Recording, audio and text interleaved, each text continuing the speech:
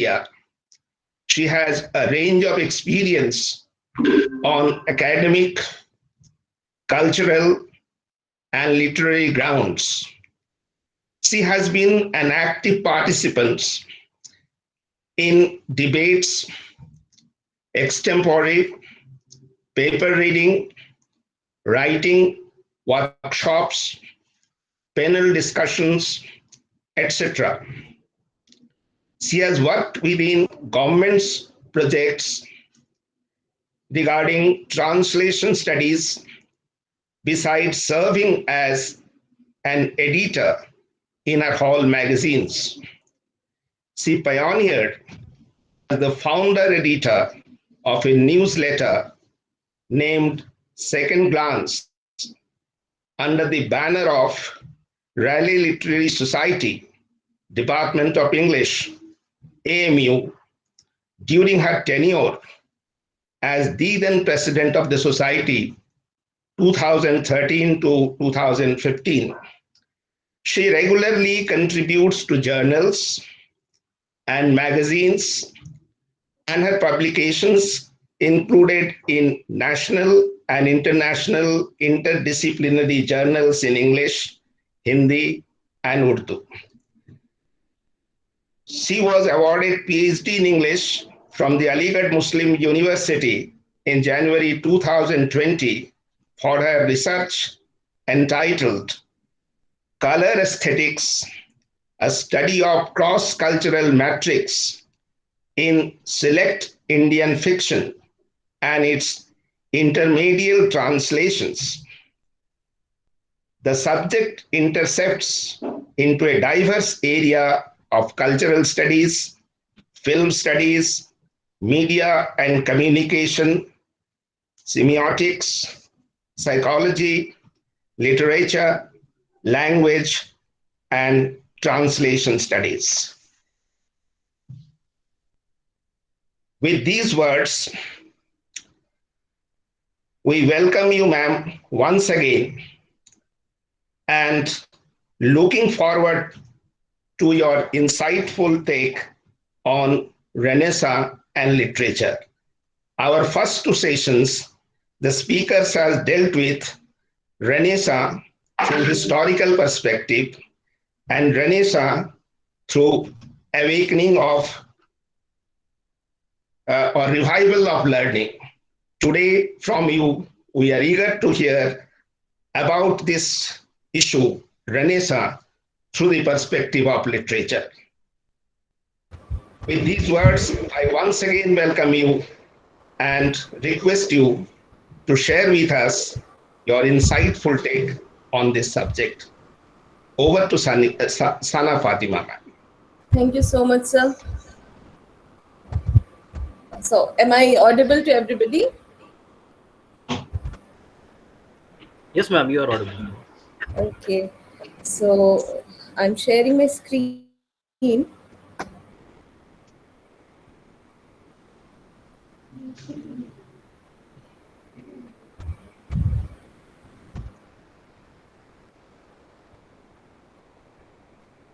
Fine. Can you see the screen? Yes, ma'am.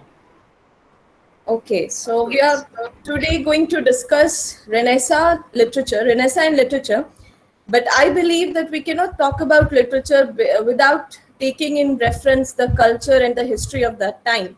So I'm really sorry I was not able to attend the last two sessions, and I have seen the slides as shared it on Facebook. So they have talked about history, the preceding age. They did the Asim Sir's lecture. I saw it also talked about Norman conquest and medieval times, Middle Ages. So I'm not taking in reference the Middle Ages. I'll begin with the Renaissance. Okay, I'm taking a little pause. There will be azan right now. So there.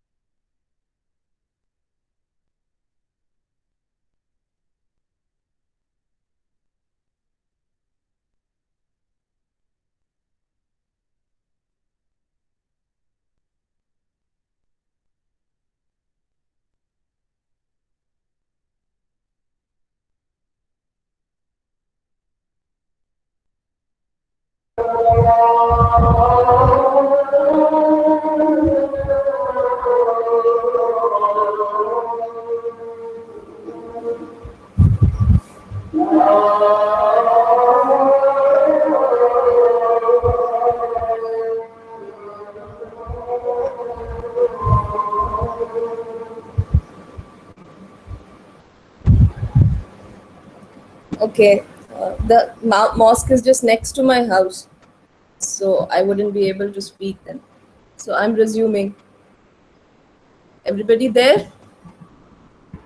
Yes, ma'am. Yes, ma'am. Okay. So, what we are going to do is we'll have a little background about Renaissance, and then we'll switch to the literary themes and genres of that age. So, this is that the Renaissance, as we all know by now, that began in Italy, but it began in Italy during the 14th century, and it took at least 200 years to arrive in England. So, it took a really long time to come to England. So during this time, while Italy was involved in Renaissance, England was involved in wars. So there was a 100-year war, which was typically called 100-year, but lasted for almost 116 years. And once this war ended, it was followed by a War of Roses. That was a clash, a civil war within Europe for the conquest of monarchy. And once this war was over, England slowly and gradually took to stability. There were so many factors that led to the coming of Renaissance in England. And of these factors, first of all, Renaissance was a process, and cultural exchange played a great role in letting this text and these old values being revived during this time. So we have that Renaissance was primarily a time of the revival of classical learning and wisdom after a long period of cultural decline. This revival led to a great flowering in architecture, painting, sculpture, and music. Greek and Roman text fostered a more rational and scientific approach to theology, the natural world, and the arts. Human beings and nature became subject worthy of study. In Europe, Renaissance followed the Middle Ages. The coming of printing press in England during 1455 set up the new standards of textual criticism, literary access, and scholastic resources. Revival of existing literature and renew and contextualization of philosophies and ideas by large. So what we understand is that Renaissance, England was actually in dark times preceding Renaissance, and it needed a revival, it needed a breakthrough, which was provided through these, first of all, through technical advances that is coming of printing press. Once the printing press was there, it was easy to access material which were classical texts. and then they were rewritten, they were translated, and what played key role in bringing this material to wider audience is translation. So this is how it functioned. First of all, the breaking of old feudal structures. You might have known by now, going through all the two lectures, that there was a feudal structure, a triangle that the society followed with church at its head, and then there were nobles, there was king, there were noblemen, and then there were peasants, and there were commoners. So there was a social structure that was kind of disrupted because of war and because of cultural exchanges, because of political stability, which led to the rise of middle class. And when middle class came up, trade started. This middle class involved themselves in trade, and then as population grew, chances of interest grew, reading grew, and then there was the distribution of wealth and power. And so wealthy families, they started taking interest in old literature, old languages, and they started sending their children to learn Latin, to learn Rome, to learn Greek, and old languages were much in vogue. And once these old languages were in vogue, old texts were accessible, and then it was much in demand to translate this text and make it available for everybody else to read. And this is how accumulated wealth was then spent in art, through art patrons, and then court poetry began. If you don't understand the context, you can relate it to the Mughal era in India. Like we had court poetries during that time, we had court historians during that time, and they used to write for the kings. And so similarly, there was royalty, and the royalty would hire their own poets and their own playwrights, and they would write for them. So this is how writing, this is how literature came into vogue and literature came into practice. And earlier, which was not much there and which was not much appreciated. So this is in short what used to happen. Now let's see a global scenario. When we come to Renaissance, we always talk in terms of Italy, and when we talk about Italy, we think about art and music or architecture, and otherwise it's England. But Renaissance happened globally, and it was a process which gradually affected. So anything happening in one part of the world affected the other part of the world. Like there were explorations at that time, there were cultural exchanges at that time, oral narratives were being transferred at that time. So many things were simultaneously happening during the time 9th century to 7th century, 17th century almost, during this time period. Even in India, we can draw rough parallels between Bhakti movement and Renaissance, or Sufism, which Bhakti and Sufism, which began around 9th century, but somehow the process yielded same results. Like during the Bhakti poets went for kirtan, Sufi saints went for devotional songs, and they produced writings, Kabir produced dohes, and then they would roam door to door, talk about devotion to God, talk about one God, talk about spiritualism in much accessible and much secular tone. So everything was changing, and it was gradually changing, but people did not term it then. People did not realize how one thing was affecting other. But if we go deeply and if we kind of research in this area, we can find out that the whole world witnessed a process of change. So Sufism was another Islamic movement. Bhakti was a kind of Hindu movement, which later led to the growth of Sikhism also. So these two were simultaneously happening. And also in other parts of the world, like if you talk about Egyptians, Turkish and Ottomans, they had also discovered new forms of poetry like Rubaiyat and Qasida. Prose biographies were also common now. People used to started writing biographies and about people who were alive, or also histories were started to be recorded in forms of personalities. And in China, women poets came up. In Korea, for the first time, a real alphabet came up, and it is again coinciding with the Renaissance development of printing press. So while they discovered their alphabet, England came up with the printing press. So as on the whole grounds, we can say that yes, it's the whole world witnessing Renaissance. Now in England, what happened was that while we had Henry VIII, the king, the Tudor king, he married 6 times, and he used to kill each of his wives before marrying the other. And why he married 6 times was because he wanted a male heir. So England was a very conservative society then, and Even now we don't know much, but every society, people blame India and people blame Orients and people blame the East, but the Western also had very regressive thoughts when it came to female identity. So the Henry VIII married 6 times, and then he challenged the church, because in Christianity you cannot marry 6 times. So many his decisions brought about much turbulence and restlessness in the conservative society. There was much war in England. There was much plague in England. So peace and comfort and stability came only during the reign of Elizabeth I. Elizabeth I was his daughter from Anne Boleyn. So, but since he did not have a male heir, he had an heir who died. So, and age of political stability, we can say, came with Queen Elizabeth, and she loved art and she liked literature, and so she patronized those writings and performances. And this is one of the major reasons why literature bloomed during her era. So old social structures were dissolved with no social loyalties, hence emergence of middle class and emphasis on individualism, humanistic and social value. New industrial, agriculture and commercial vents began as a result of cultural diffusion. So this was altogether an intellectual revolution. Astronomers were there, new scientists were there, science was questioned. Copernicus discovered that Earth was the center. Earth, unlike the previous notions, was not the center, but instead there's a solar system and all the planets revolve around the sun.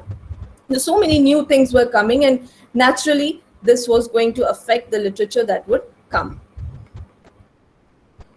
Now, when it comes to literature, this was known as the golden age of English literature, and of the three eras, from 14th to 17th century, the most significant was the Elizabethan era.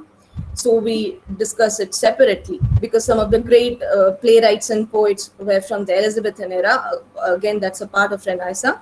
Fluent artistry, grace and sophistication can be witnessed in the works of Sidney Spenser. Technology further boosted a healthy alliance between reader and poet.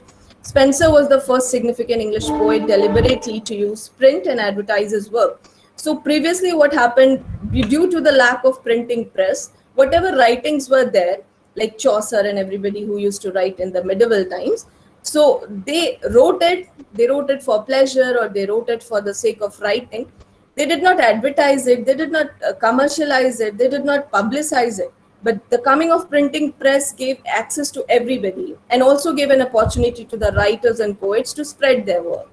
So this is how Spenser utilized it. He used to print and he used to advertise his works.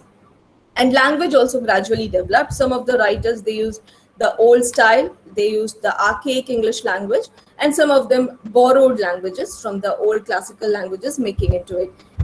Like Renaissance in French, Renaissance is also a French derivative, which means rebirth and a revival.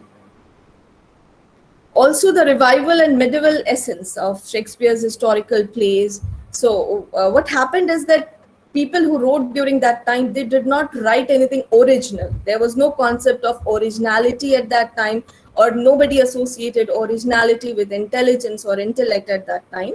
The fact was that they brought about an existing classic, existing text to in their own flavor, in their own fervor.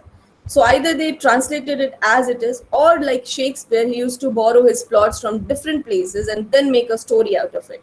So the context or the content was not that important, but what was important was the telling of it, that how that story is told in this context, in this contemporaneity, or in this England of that time.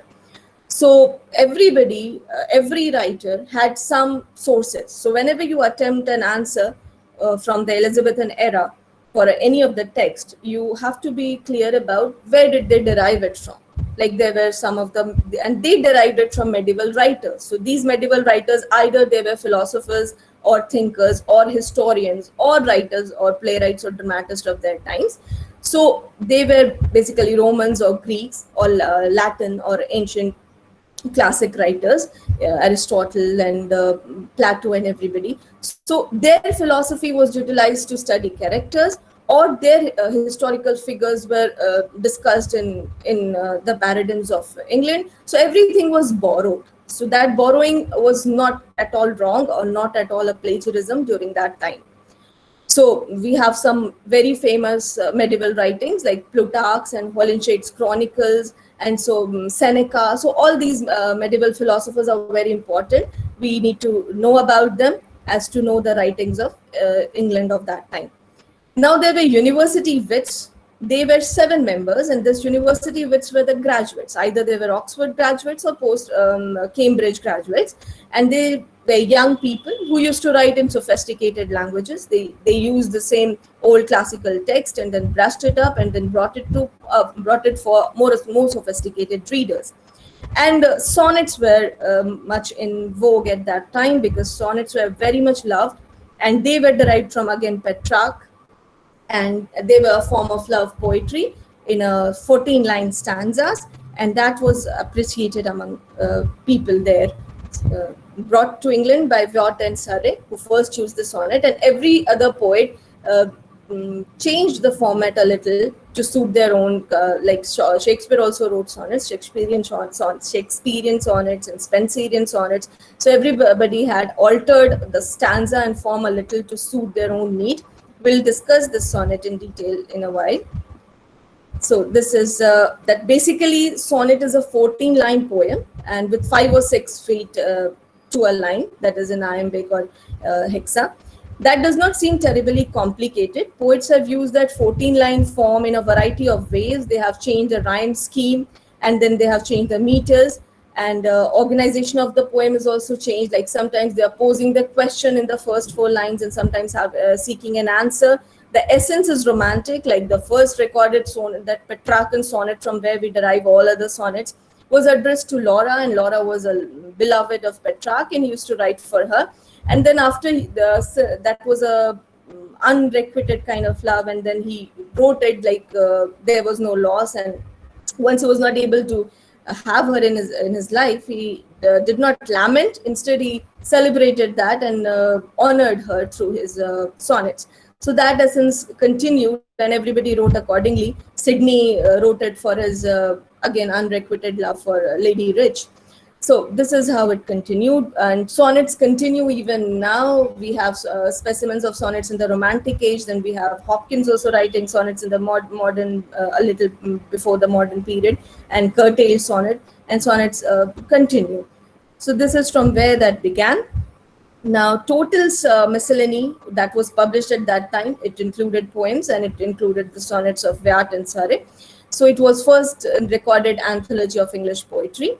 And Watt and Surrey were young poets, and they were court poets, and they had a trip to Italy, and then from there they were inspired by Petrarchan sonnets, and this is from where they got it. And they are also credited for blank verses. They translated the Virgil's Aeneid, and they brought blank verses in England. They were the first to use it, and after that blank verses were used by Shakespeare and extensively by Marlowe, and everybody else used that style of writing. Now, Sir Philip Sidney. Sidney is considered as an example of perfect Renaissance man. He was headstrong, and he was often expelled out of court. He was associated with Queen Elizabeth's court, but whenever he had a fight with her, or there were expulsions on any grounds, he would come, and then he would come and write his poems or something. So whenever he wrote, he did not consider himself as great a poet. Nobody knew that he wrote. So nothing was published while he was still alive. Everything was published after his death. And he was a courtier, he was a poet, he was a lover, he was a statesman. So he was a warrior. He was actually everything that a Renaissance man was exemplified to be. And there's a heroic story about his death, that he was thirsty, but he died because someone else was thirsty on the battleground, and he gave his water to that someone else, and he died thirsty. So Philip Sidney wrote Astrophel and Stella, which is one of his sonnets, and he wrote a critical piece which is called The Defense of Poesy, and all of these were published after his death.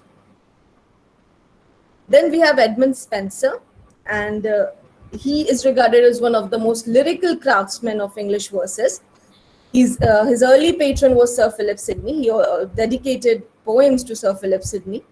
And his groundbreaking works begin with Schaeffer's Calendar, which he wrote for he has written it in forms of eclogies of 12 months, dedicating each ecology to every month.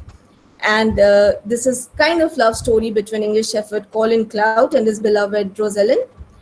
And then it was marked by Fairy Queen, which was kind of political allegory. He intended to write 12 books, but he was able to publish only 6 books. And the last 3 were all burnt in the Ireland War, in the Ireland clash in his home. And Epithalamion and Amorety were sonnet cycles, which he dedicated to his second wife, Elizabeth Boyle.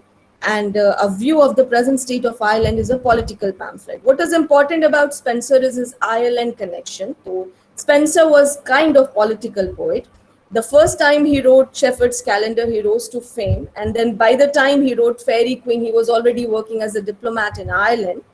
Now, Ireland and England had a very bitter connection. England tried to rule over Ireland, and then Spenser was a political secretary to Lord Grey there in Wilton, and he was the deputy of Ireland. And he stayed there unless the Irish rose in rebellion during the 1598, and someone attacked his castle and then burnt it down, and he had to fly back to England. So there, while he was traveling back, he contracted pneumonia, and then he died a year later.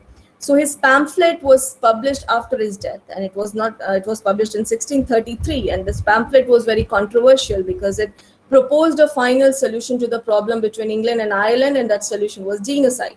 So because of this bitter attitude that he had towards the Irish, so many modern poets, including Yeats and Eliot, everybody kind of criticized him, and this has something to do with his fame.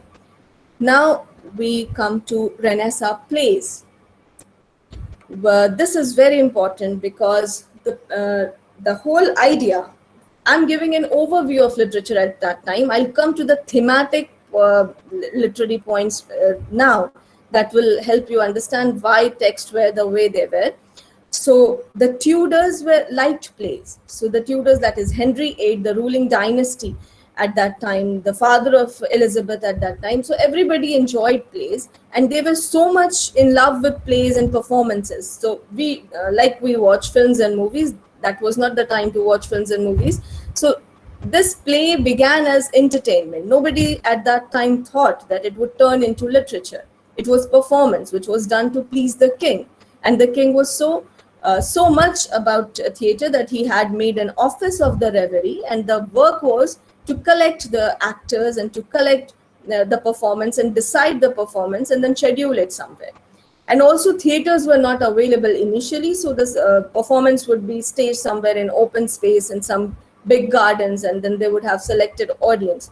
So slowly and gradually this culture developed, and with the development of the culture and the development of the taste, and since people wanted to watch more and more of it, there was a gradual progress in the genre, in the likes of theater, in the performance, more and more actors joining it, and then finally a consolidated kind of arrangement and management of theater and performances came up. So what was important was that England had a controversial past. That is, religiously, it had a controversial past. It was sometimes Catholic, then it turned into Protestant, and again Catholic, and again Protestant. So it was important not to stage any religious play. So the themes were very light and very shallow and more oriented towards comedy. So Elizabeth imposed, after her father's death, Elizabeth I, she imposed a crackdown on the cycle plays, what used to happen, what performances were originally there. So she imposed some laws, and she said that there won't be wandering performances, like you cannot roam about in the street in troops to troops and then perform. So she wanted to consolidate these performances, and so people came into groups like King's Men or Blackfriars men, Admiral men. So these were some of the performance troops there. And then she also said what kind of performances should be there. So she liked plays like Midsummer Night's Dream was dedicated to her. So she would like some light-hearted, mirthy. She would also request people like Shakespeare, who used to write for her, that include characters like fools, like she herself wanted to include characters like Falstaff. So she would suggest, and her suggestions were taken into consideration, and then a script was designed that way. So the first recorded comedy is of Nicholas Udall, who was a headmaster, and it was called Ralph Royster Doyster. And when one goes by that play, one can find the essence of medievalism as well as morality play, and again it was a humor. Then medieval farces and morality plays were the early influences to these playwrights. Then again, amongst tragedy, we have the tragedy of Goboda, which is also known as Ferex and Porrex, and it was modeled on Seneca. Now, what is Seneca? Is a medieval philosopher, and Senecan tragedies were so much among the Renaissance writers. And the Senecan tragedies is nothing but marked by violence, and a lot of violence, and a lot of blood, and a lot of gory elements. Sometimes you might see a carcass walking on the stage. Sometimes you can see a skeleton walking on the stage. And everywhere it's death and it's violence and it's horror, so horrifying. So it's like a revenge tragedy. So Senecan model was the first adapted model among the revenge tragedies, which influenced Elizabethan writers a lot. And everybody, including Thomas Kidd, who was a university wit, he was not associated with any university, but is considered among the university wits. And even Shakespeare's Hamlet. And there are so many examples of tragedies written during that time that follow Seneca as the model. And coming to the theaters, these are some of the names which you can find. I will suggest you that there's an encyclopedia of Renaissance literature where you can get these names of all the Renaissance keywords especially. And again, coming to the performances, we have that female characters were again done in disguise. Men used to guise themselves as women. Women were not allowed on stage. Women even did not go to see the performances because it was not considered dignified, and even if they went, then they used to conceal themselves. So there's a movie called Shakespeare in Love, and if you want to see about how performances were done by women, how authentic it is not known. There are controversies to it, but during the staging of Romeo and Juliet, it is widely believed that a female performer was there. So this film tries to interpret that notion. Now we have before Shakespeare, that is what led to the coming and becoming of Shakespeare. So we saw that some not so deep, not so meticulously designed plays were performed at that time, light tragedies and light romances, light comedies. Unless people started enjoying it so much, the audience grew by number, theaters also came up, and then people wanted a more solid form of theater writing and playwriting. Then people sought the attention of university wits. The university wits were again those 7 students, those graduates, and they wrote the plays. Their language was sophisticated, their form was little ordered and metered, and their audience was also a little saturated. So what they did was, Kidd, he's known for his only work, The Spanish Tragedy, and it is a revenge tragedy which was modeled on Seneca, like I discussed a while back. Then Lily wrote some charming pastorals. Pastorals are anything natural, making use of characters like shepherds and people who live by the countryside. And Robert Greene also wrote comedies and pastorals, and love stories and moralities all played alongside. And Marlowe was again another controversial figure. He wrote long, intense plays with heavy use of blank verses. His style is very rich, and his characters are extremely ambitious. So they are very challenging characters. So these were the playwrights who wrote before Shakespeare, and their writing and a blend of writing which previously was available finally led to the coming of Shakespeare. So people had the flavors of all these performances before Shakespeare came into scene. And Shakespeare's coming is more important because he did not distinguish his audiences. His characters were so real. His characters were never stock. His characters were real characters. It feel like when you, whatever performances were there, the comedies before, they were more about laughing at the characters, but with Shakespeare, it was like laughing with the characters. So he wrote to please the queen, he wrote to please the society as large, and everybody enjoyed his performances.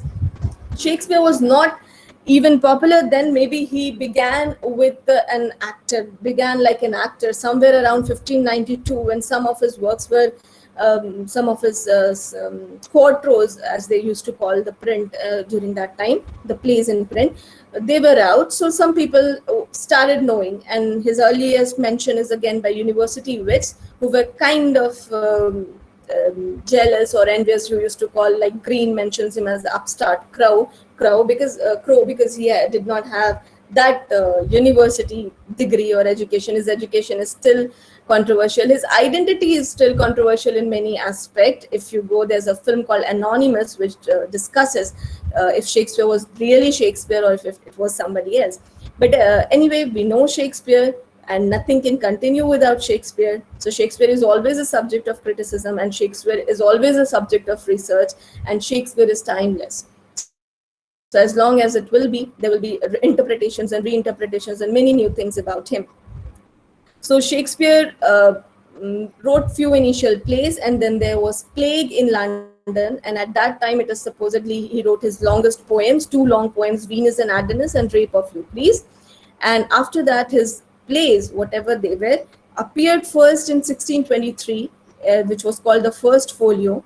And Ben Jonson, who was also a contemporary and also a successor of him, so he kind of tried to publish it with the help of Hemming, Condell and John Hemming. And again, it was the second edition was published in 1632. So these had all his plays, and they were the people who organized his plays into tragedies and comedies, and likewise published it.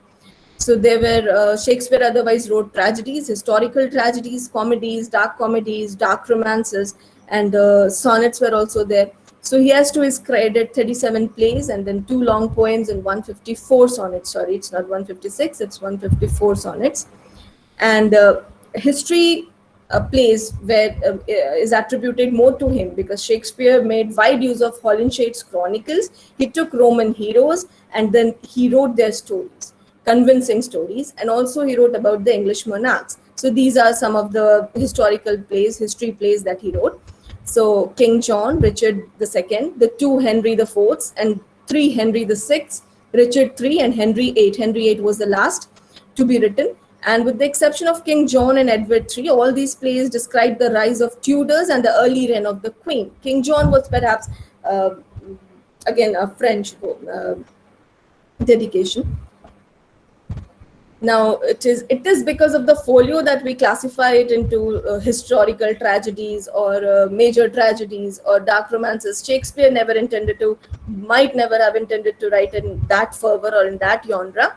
So like they called it, so we also we call it as 4 great tragedies. And so we know Lear and Macbeth, Hamlet, Lear and Othello as Shakespearean tragedies. If you go by, then Julius Caesar is also tragedy, but it's considered under historical tragedy. And likewise, Measure for Measure is considered into dark comedy. So there are genres which we cannot specifically attribute to Shakespeare. So Shakespeare's comedies are complicated since they have everything, like laughter is also there, and then an essence of darkness is also there. So what happens with tragedies is that tragedies end with the hero dying, but what happens with comedies is that life continues. So comedy kind of is more complicated when it comes to Shakespeare, because it's not straightforward. It's not only about laughing, it's much about empathy and much about emotion. Like if you go and if you see Malvolio, you laugh at him in Yellow Stockings in that 12th night. And when you see Malvolio being tricked into or being laughed at by the fool, you feel pity for him.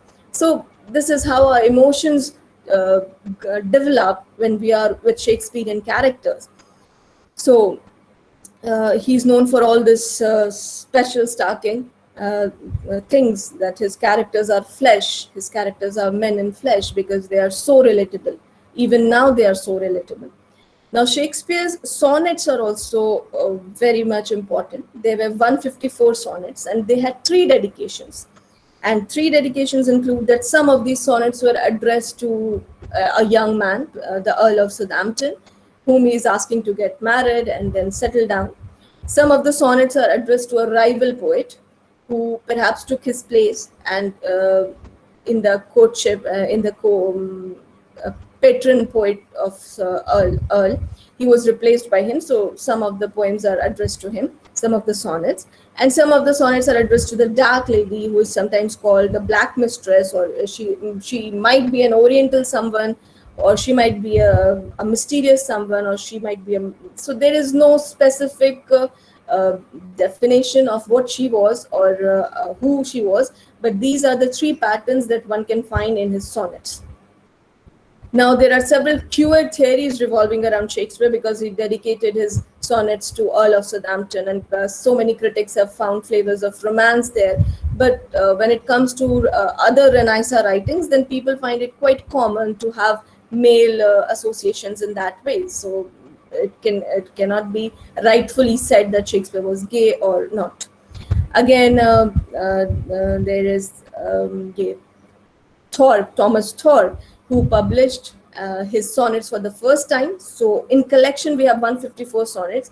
Maybe Shakespeare would have written more sonnets. Like it's claimed that there are 2 more sonnets available, which was previously published in a magazine, but they talk something about extramarital affair, which might be someone else that he has dedicated to apart from his wife. So as of now, we have only 154 sonnets available. Now, a little after Shakespeare. When it comes after Shakespeare, we have Ben Jonson, and his comedy was comedy of humors. Now, what is humors? Is that a human body, this is based on the ancient medical theories, that 4 kind of humors concentrate in our body. This is 4 elemental composition that a human body, the 4 elements of the universe house in our body under this 4 humors, that is black bile, yellow bile, phlegm, and blood. And an imbalance in any of these humors results in an imbalance in personality, or it reflects in the personality. Like if there's a rise in blood, there's a rise in temperature, then you might be a short-tempered someone, you might be an angry someone. So this is how choleric characters were there, or sanguine characters were there, sad characters were there, melancholic characters were there. So different shades of characters, and each character is performed on the basis of humors. So this is what Ben Jonson is credited for.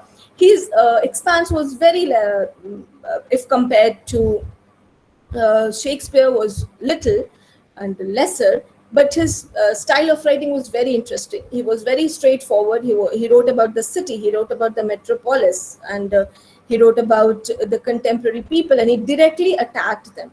He tried to allegorize those faces, and his allegory was very intense. Like his play Walpole means fox. So he would portray people as animals, and then see how animal and men, if people were to behave like that. So his characters are very intensely drawn and very realistically drawn, and he attacks without regret.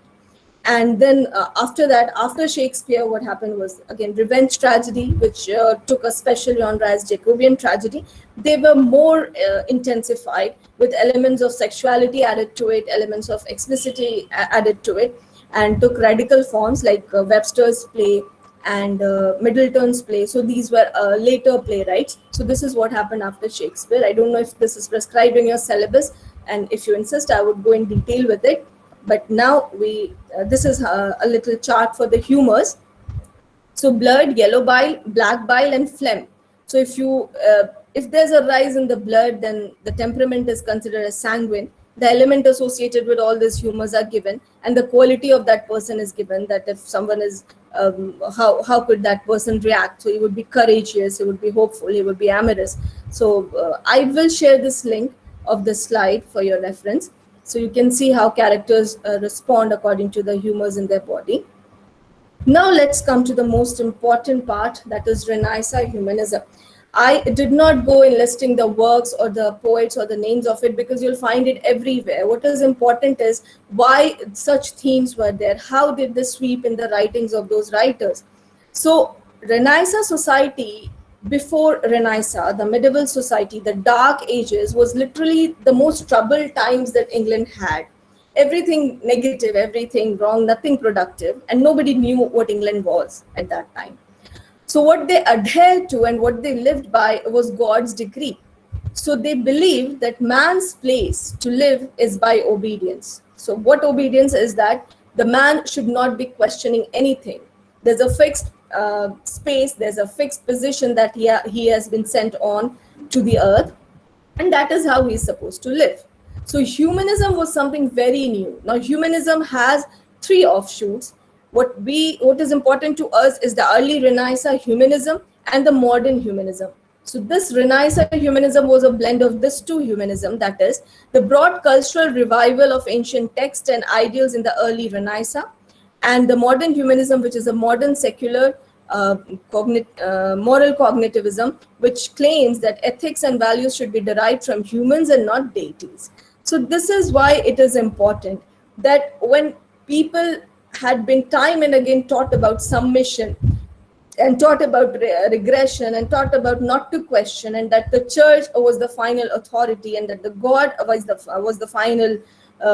the only dictum, and king was the God's shadow on earth. So such were the principles that were imparted to the people of England, to the people at that time. And so they had no identity, though they had no self-worth. There was humanism, there was individualism that was lost somewhere.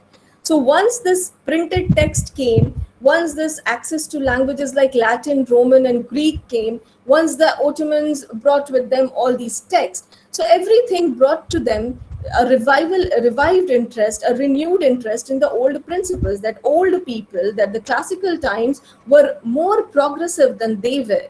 Their ideas of ancient world were reborn, their ancient values and civic virtues, they became important. Education and literacy was suddenly emphasized, and revival and learning of classical languages came up. So this is how humanism in England started, and this is why medieval texts were so important, because they were the texts that taught them about human existence. They taught them about the connection between society. So when people went in groups to watch something, to watch a performance, they had a social life. They started recognizing and identifying themselves. They started relating to the characters. They started understanding the characters. So a lot was getting developed. A lot was getting beyond the realms of religion only. So that is what is important. And a shift from contemplative life to an active life. This is what it was. There were performances, there was reading, there was writing, there was school going. So a lot was happening at that time. The relationship between man and society was emphasized. And this is the core goal of Renaissance. Now, scholasticism is again, scholarship. And how did it come to England? So lack of translation and manuscript and print disabled readers and access to early medieval text or rich treasures of ancient Roman and Greek literature. Europe, meanwhile, was immersed in theology, and this limited the scope of expanse. So they were so much engrossed in theology that if you read Dr. Faustus by Marlowe, you see that the Dr. Faustus is actually Doctor of Theology. So theology was a discipline that was taught more profusely, not everything else. So there were very limited disciplines at that time. So we can understand the temperament at that time through characters. And even when the printing press was first started, the early writings were all translations of Bible. So it took little time for other texts to come up. So Renaissance humanism marked an end to this theological religious dominance and paved way for several other disciplines like rhetoric, history, theology, grammar, drama, ethics, philosophy, etc.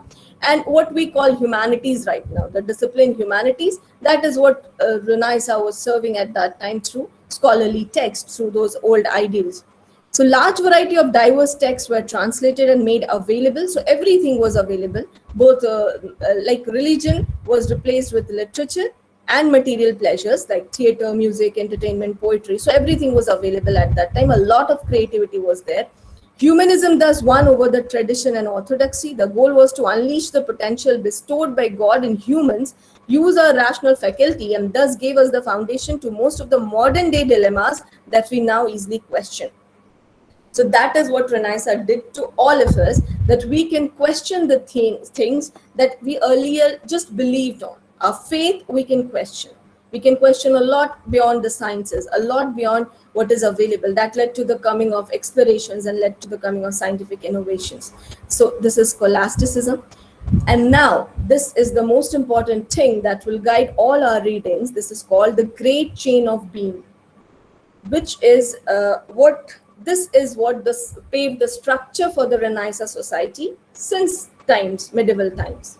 Now, this chain of being, which is called as the Great Chain of Being, is a strict religious hierarchical structure believed to be God's decree on earth. So it was followed rigorously, and this was a chain, this was a hierarchy, and this was a positioning where every particle in the universe had a position, and that position was considered to be fixed. Anybody who moved from that position was supposed to bring about a disorder and upheaval, and to fix that upheaval, something or the other, chaos followed, and might result or might not result in a balance. The main context here was to maintain the balance. So every particle has a divine position, divinely placed, that is placed by God. So these were graded as, from the bottom we have the inanimate things, the non-living things like stones and rocks, and then we have the elemental things, the compositional things like air, water, and everything, and then we have plants and animals, and then we have man, and then we have angels, and then we have God. God is at the top. So humans were the microcosm, with the 4 universal elements as the macrocosm, and these elements are housed in our bodies in the form of humors. So these are the elements that we now relate to the humors that I just talked about in Ben Johnson's context. So this is how it was, that God was at the top, followed by his angels, and then man, and then the animal or the beast. So man is somewhere between animals and the angels. So man man should be considered partly angel or partly beastie, but the context at that time was, the realization at that time was that either there's good or there is evil. There's no in between, and there's a balance that needs to be maintained between the good and the evil. And plants and vegetations followed, and then the inanimate things. Now again, when it comes to man, there's a social structure, that is how he performs in society. Then obviously king is at the top, then nobilities follow, and then commoners are there, then peasants are there.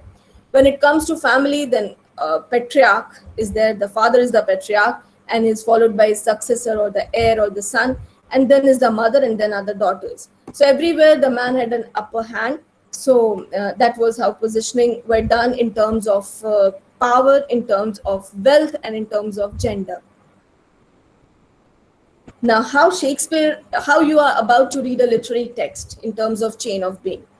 So when we disrupt the order in the play, be it Hamlet, we have seen, if you read Hamlet, you see that Hamlet is the heir to the throne.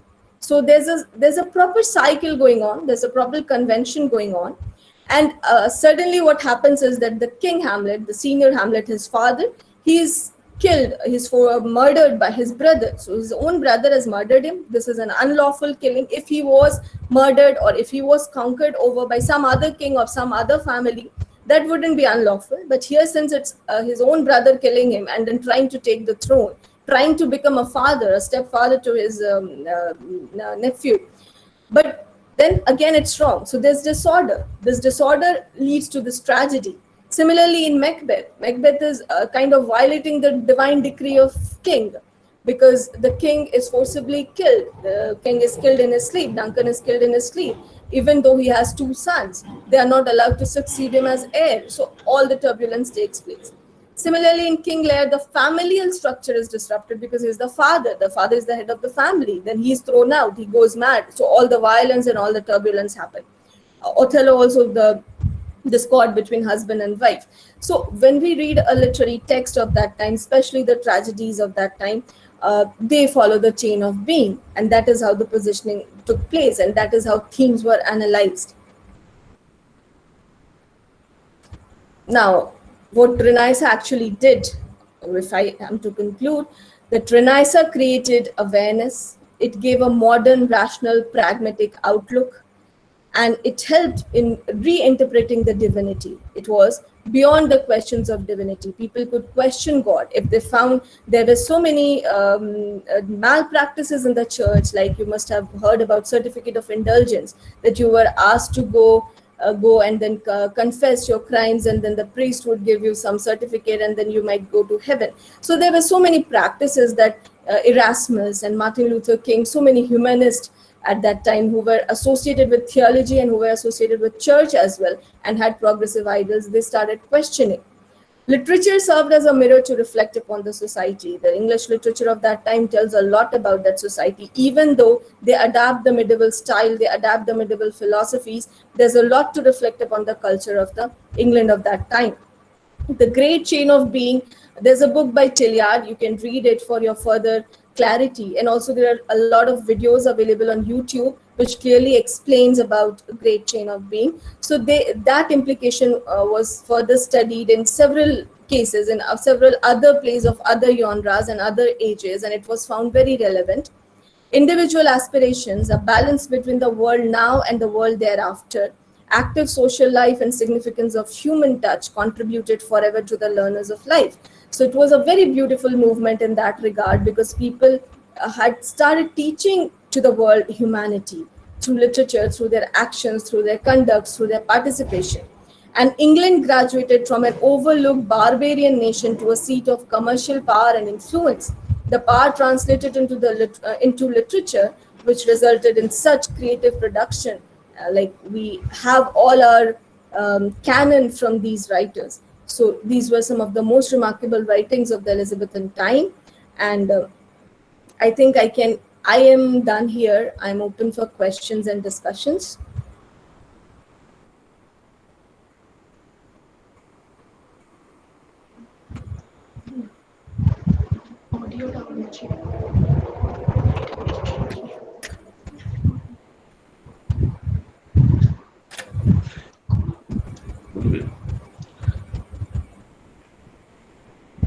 Now it is question and answer session. Those who are ready with their answers, they can unmute themselves and ask your questions.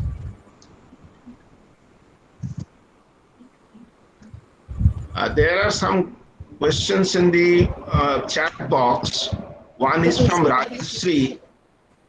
She has written, even though Renaissance is considered to be a movement that caused people to question and even instilled disbelief in religion and superstitions that prevailed in the society, why do we still find abundance of supernatural elements in the literature of the time?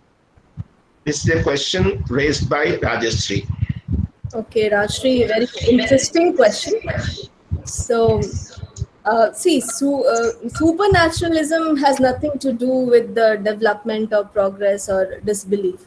See, Renaissance was a time which was a developing time. We cannot exactly say, I'm coming to the first part of it, that even though Renaissance is considered to be a movement that caused people to question and even instilled disbelief in religion and superstition, it was not an era of disbelief. The era of disbelief is Victorian era. It is also called the era of skepticism. So Victorians were actually skeptics.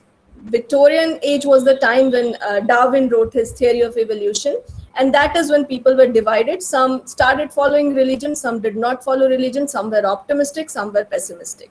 Elizabethans feared God. So you will always see that even though Shakespeare wrote Macbeth, there's an abundance of supernatural element there. There's prophecy, there are witches and everything. But again, there's a divine decree there.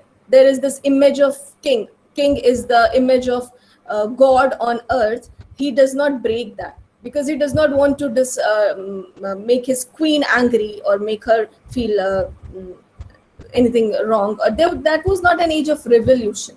So people were balanced. It was all about balancing. So people were religious, but their concerns were shifted. It was not like religion was not the epicenter of all their discourse. So they were not only reading Bible, nor they were also reading other texts. They were not only going to church, they were also going to see theaters and performances. They also had a social and active life. So that is what Renaissance was about. It was not about disbelief in religion. And superstition, we still have superstition. We still believe in supernaturalism. We still believe in ghosts. So it is something that our rational faculty can question. We do not have an answer for it, but we are made to believe. Like religion is something that is about our faith and our belief.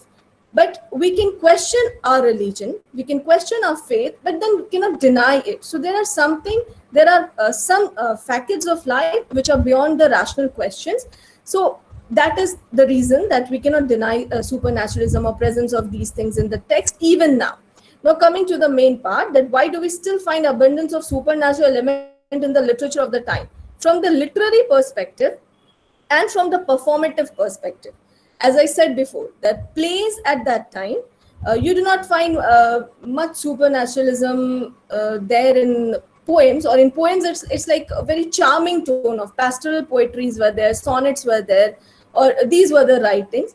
But in plays, you see, plays had miraculous element. Play had magic, they had magical elements, and they had supernatural elements, like witches were there, ghosts were there, and macabre element was also there in Senecan tragedies and everything. So one reason could be that they were theatrical elements that was made to draw interest for the people.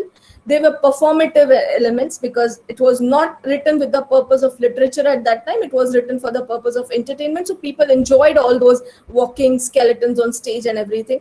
So we can consider it in that light, that abundance of supernatural element at that time was again also modeled on the medieval practices, because medieval writers use those sequences. So Renaissance imitators also use those sequences. So I think, am I clear now? Yes, ma'am. Thank you so much for explaining it. Okay, coming to the next question by Jagriti. The next question by Jagriti. She is asking a question. Since Renaissance is a period of transition from the Middle Ages, what important literary trends and themes of the medieval ages do we still find prominent during the Renaissance period? Okay, so everything in the Renaissance period is medieval. That is what humanism is. That is what scholasticism is. So what these Renaissance writers did was Renaissance is a revival. Renaissance is a rebirth. So they took the help of already existing text, already existing ideas and philosophies, and then they used it in their form. So whenever we discuss or critically analyze a text of that time, I'm again referring to Shakespeare. And then there is Aristotle's Poetics. Now, Aristotle's Poetics is a classical text. We study it in that light. We try to study characters of Shakespeare in that light. Themes of medieval ages continue. Okay, that was classical age that I told. About medieval age, sorry Jagriti, I mistook it from medieval and classicism.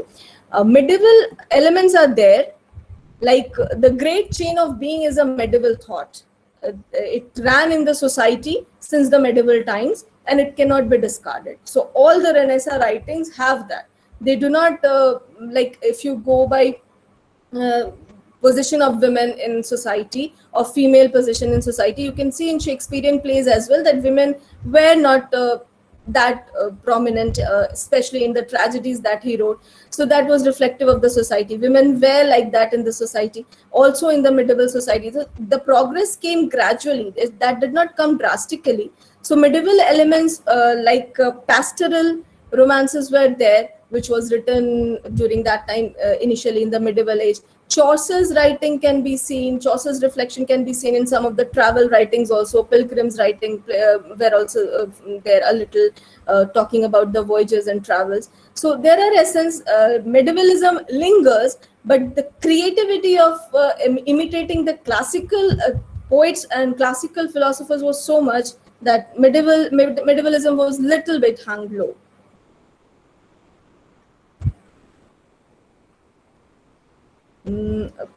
Okay, Prakriti, she asks, what led people to make a transition to humanism? Okay, that's a very good question. First of all, there's a feudal triangle. There's a triangle that the society had, and that had church at the top. The church was the only guiding force. Even the king was answerable to church. The church had all the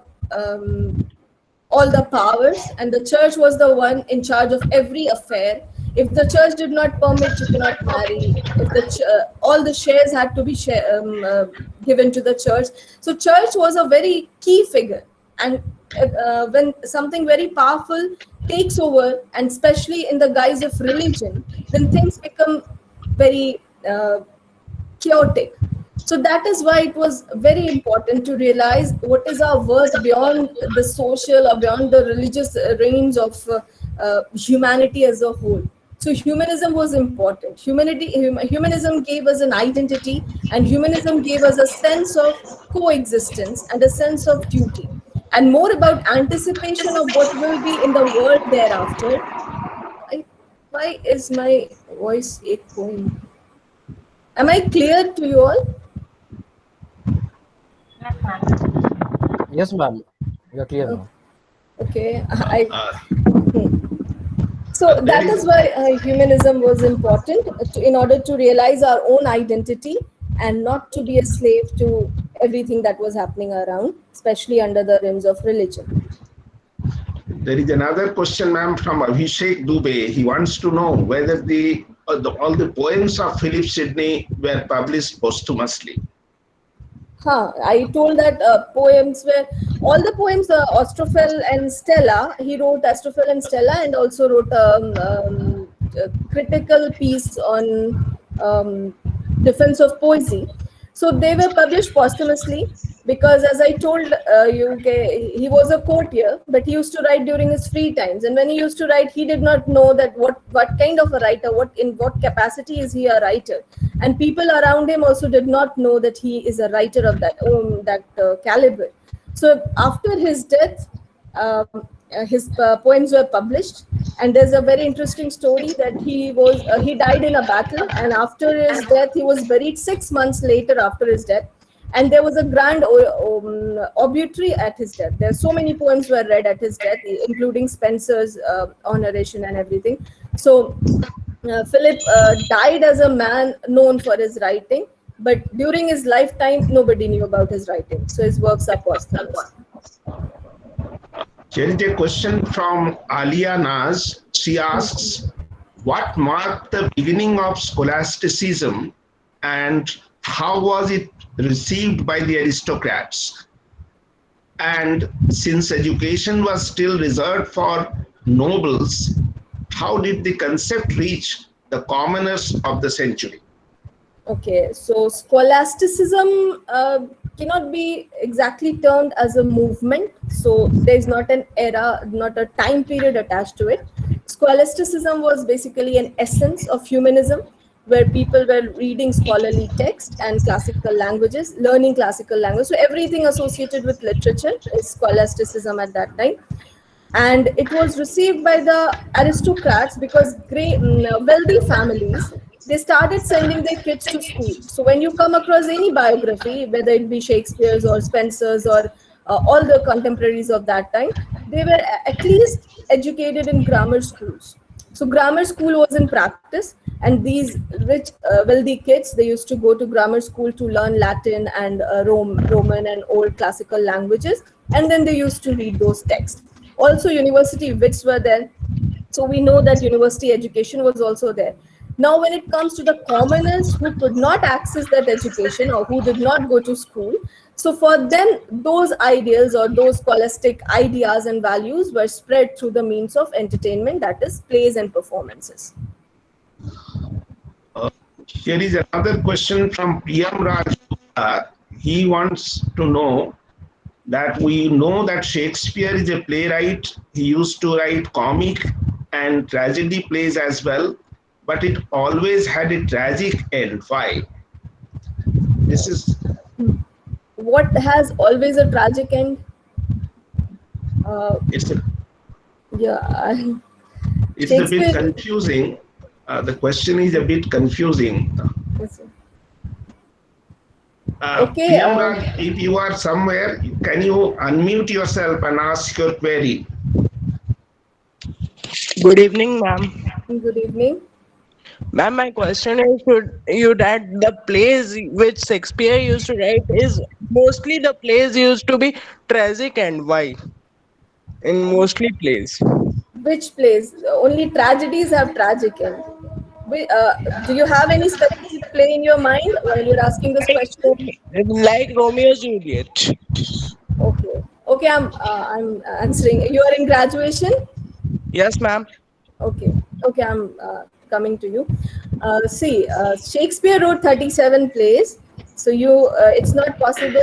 Not all of us have read all the 37 plays.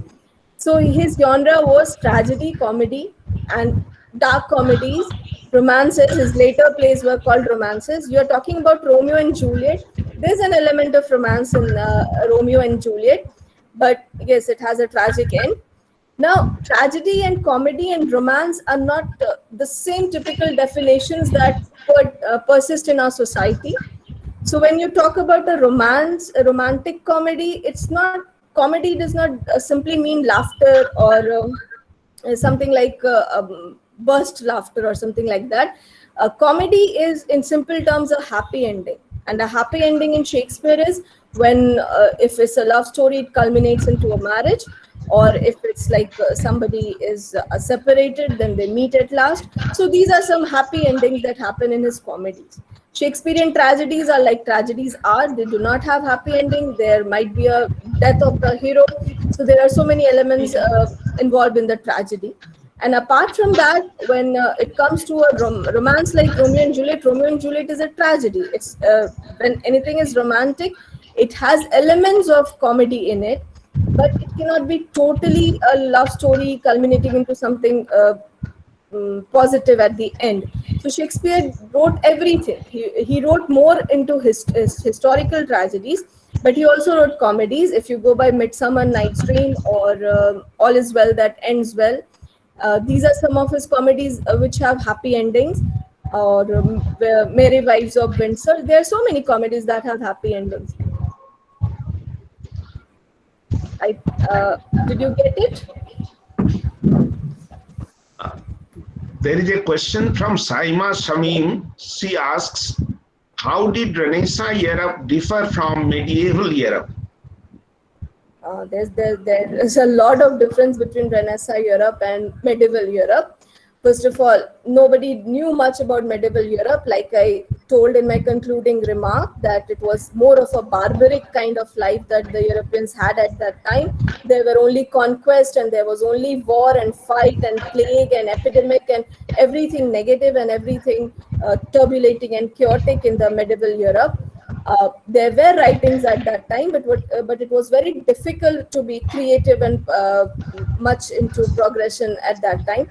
And in Renaissance Europe, literature was something that was blooming. Literature was something that was coming in vogue. And so plays and poetry in particular developed at that time. If you compare genre-wise, we have abundant examples of prose in the medieval Europe. But in Renaissance Europe, poetry and plays were something of a new nature. Last question.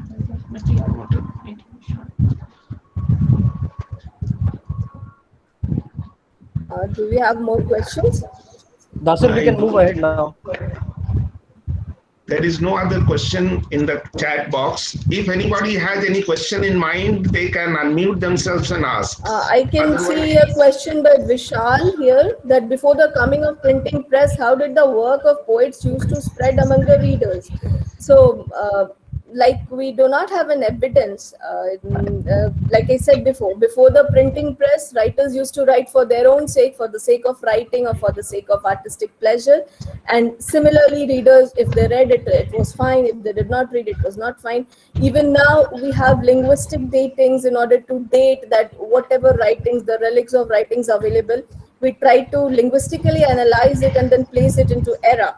So it was not developed at that time. As we gradually progress, then we find that readership has developed. So before the coming of printing press, we don't have much evidence of reading. And since the coming of printing press, this is how reading started. And it's only after the Industrial Revolution that we can say that Victorians were voracious readers. And so we have such moti novels in the Victorian times. Any more question from anybody? नहीं sir, अब आगे बढ़िए sir. Okay. Let us go to the next part. Okay. Thank you very much, ma'am, for addressing the questions of our students to their best of satisfaction. Now may I call upon Basu ma'am to propose vote of thanks. Basu ma'am, please. Thank you, Dash sir. And this has been a wonderful evening. Having Sana amidst us is always a pleasure. And just, a couple of minutes back, I and Saket had a conversation, and Saket was reminding us that this is actually the anniversary of Sana's lecture with our department. So probably last year on the same date, Sana had been with us. And last year also, she had been haunted by a storm. So post-Amphan, Sana was trying to connect with us. This year also, Sana is haunted by a storm. So I believe stormy souls, come together like this. So thank you, Sana, for your wonderful session, and also for being very patient with our students, for patiently answering their queries. And I'm sure that they will be motivated to go back to their history books and to revisit all these areas that you have pointed out. So thank you. It was wonderful having you with us, and we wish you all the best, to continue with your academic activities. Thank you so much, Sana. Thank you, everyone. To you, I Yesa. can share this PPT link if Basu ma'am, anybody needs, you may provide them with. And also I will mention some of the films that they can watch for having a clarity about the era and the society at that time. And thank you so much for giving me this opportunity. I always reconnect with literature this way. Thank you, Yahya sir, Ashok sir. Thank you so much. बहुत शुक्रिया. Okay. And take care. अभी भी थोड़ा सा लग रही हो परेशान, so take care. So I'll take rest. Take care, everyone, and stay safe. Okay. Bye. Thank you so much. Okay, thank you, ma'am. Thank you so much. Thank you, sir. Thank you, students, for being with us. Thank you. We meet tomorrow again at the same time, 6:30.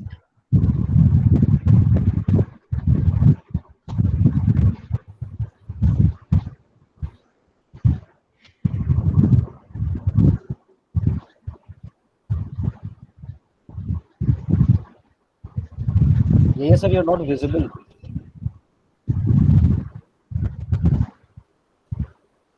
Video of किया हुआ था मैंने, बताओ. Sir वो आपके pick नहीं ले पाए, बाकी सबकी पिक हो गई है, इसीलिए.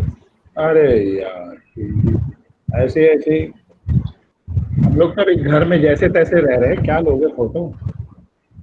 नहीं सर, जरूरी है, पोस्ट होने में आपका फोटो बहुत जरूरी है सर. नेहा मैम का छूट जाता है, भाग जाती है. हाँ, ध्यान रखना. कल से कैमरा ऑन करके रखोगे. हाँ, अरे है. हाँ, जरूरी है कहीं पे, क्योंकि तो हम लोग फिर उसका रिकॉर्ड बनाएंगे ना.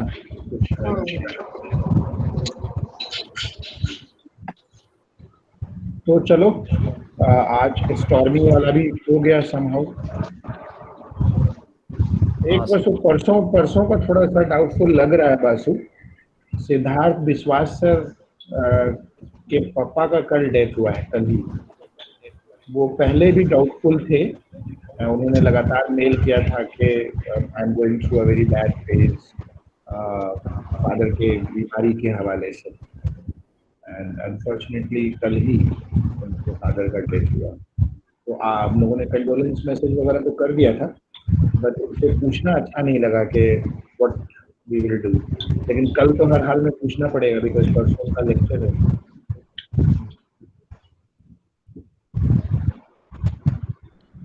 फिर वो कैंसिल कर देंगे अगर फाइन, प्रोबेबली फिर कैंसिल मैं उनको यही करूंगा कि उसको हम लोग उस दिन ऑफ कर देंगे और उनसे कहेंगे कि जो 2 संडे रीशेड्यूल कर देंगे. हाँ, जो 2 संडे हमारे पास खाली है उसमें, या इवन अगर आप उसके बाद भी चाहेंगे तो हम लोग 9th की बजाय 10th को कर लेंगे उनका लेक्चर. हाँ, बिल्कुल.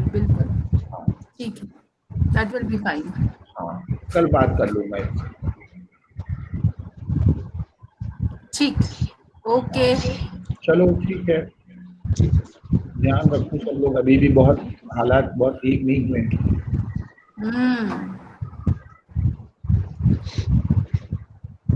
चलिए, ओके, गुड नाइट. चलो गुड नाइट. साकेत भाई thank you so much. Bye ma'am.